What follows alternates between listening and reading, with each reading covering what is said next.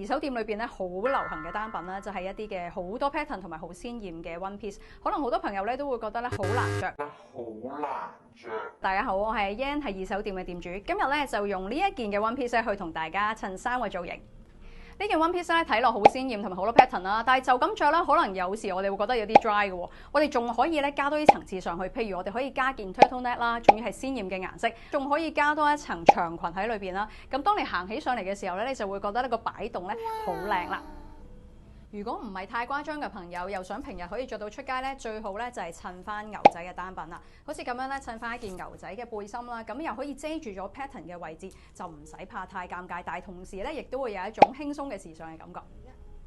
如果平時唔係好習慣着好鮮豔顏色同埋好多 pattern 咧，就可以用一啲咁嘅長背心啦，就可以遮住咗大部分嘅 pattern， 只係露出胸口啊或者手袖呢啲位啦，都會好靚嘅。如果你大膽少少嘅話咧，你可以將佢打開佢啦，咁都會拉翻長個人咧，睇落去咧就會好高好瘦噶啦。